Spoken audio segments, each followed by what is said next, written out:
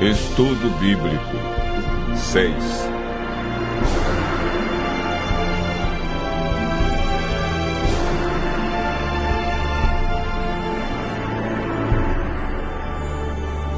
Sinais da vinda de Cristo.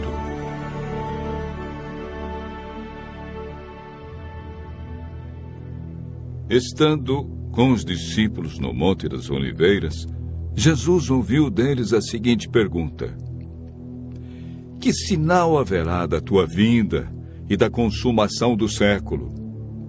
O mestre, então, enumerou vários sinais indicadores do seu retorno à terra.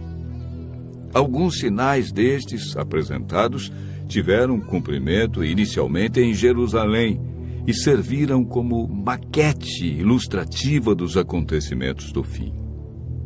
Outros sinais, porém, estão se cumprindo agora, em nossos dias. Todos os dias lemos e ouvimos nos jornais, rádio e televisão inúmeros acontecimentos. São várias as tragédias: terremotos, chacinas, roubo, enganos, crianças abandonadas, doenças, fome, guerras. O que diz a Bíblia sobre esses acontecimentos?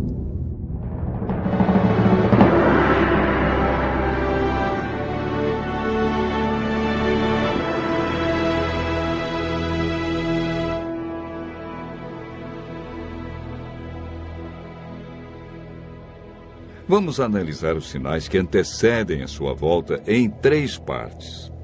Primeiro, os sinais no mundo social.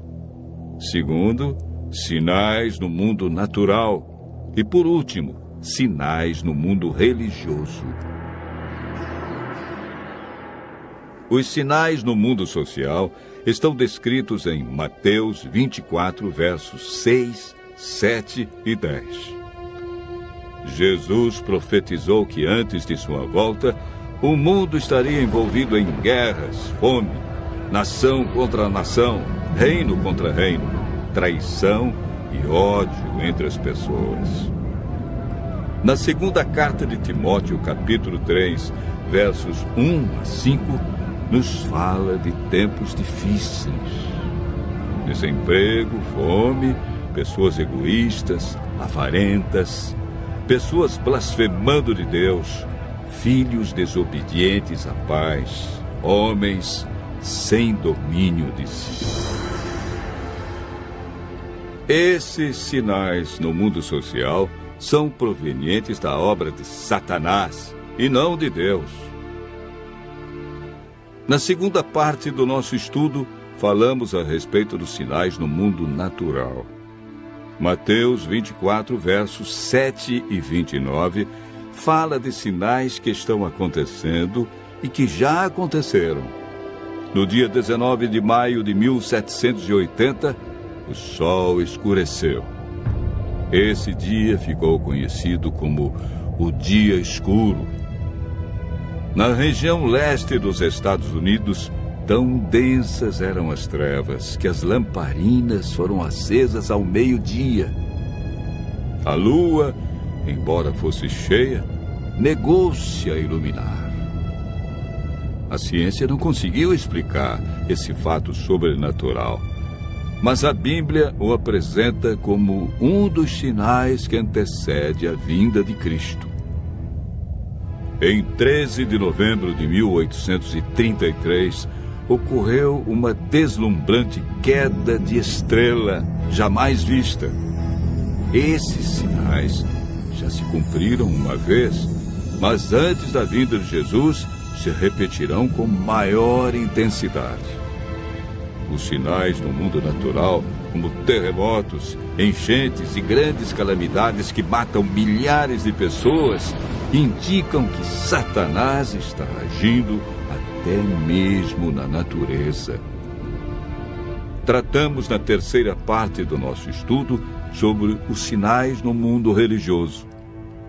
Mateus 24, versos 4 e 5, fala sobre o engano religioso que haverá no tempo do fim. Mateus, capítulo 24, verso 11, refere-se ao aumento das religiões. Somente no Brasil existem mais de 1.500 religiões cristãs. No mundo, são mais de 35 mil religiões cristãs. Jesus afirmou também que antes de sua vinda, os falsos cristos e falsos profetas operariam sinais e prodígios. Mas o que fazer diante de tantas religiões? O conselho de Jesus é claro.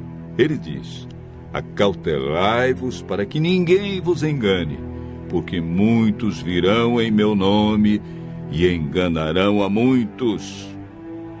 Segundo Pedro 2, versos 1 a 3, fala da atitude de líderes religiosos que são movidos pela ambição e acabam usando a religião, a Bíblia, milagres e o nome de Deus para explorar as pessoas que os procuram em busca de curas, sinais e prodígios.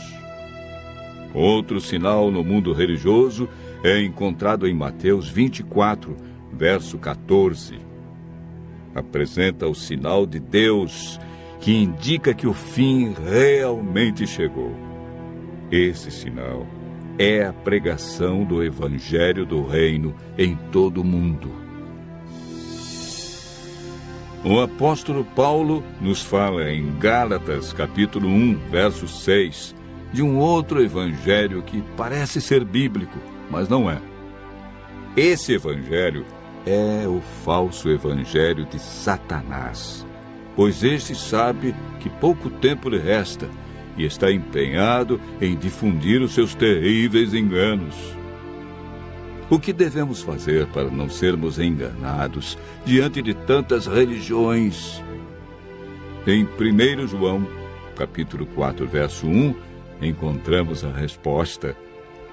A Bíblia nos orienta a provar se os espíritos provêm de Deus ou não, ou seja, comparar. Aquele que quiser fazer a vontade de Deus deve comparar a doutrina da Bíblia com aquilo que outros ensinam. Por que Deus manda provar? De acordo com Mateus 7, verso 15, o engano vem parecendo verdade.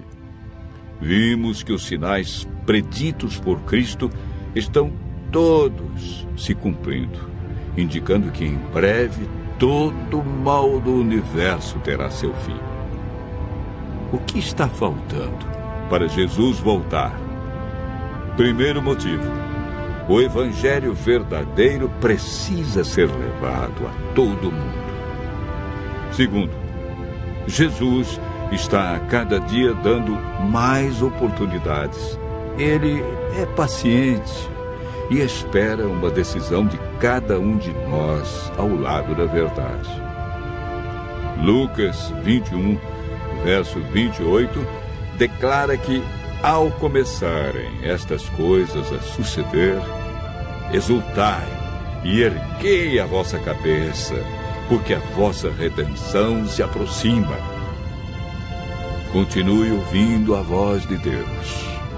Em breve, vamos contemplar Jesus vindo sobre as nuvens do céu com poder e grande glória.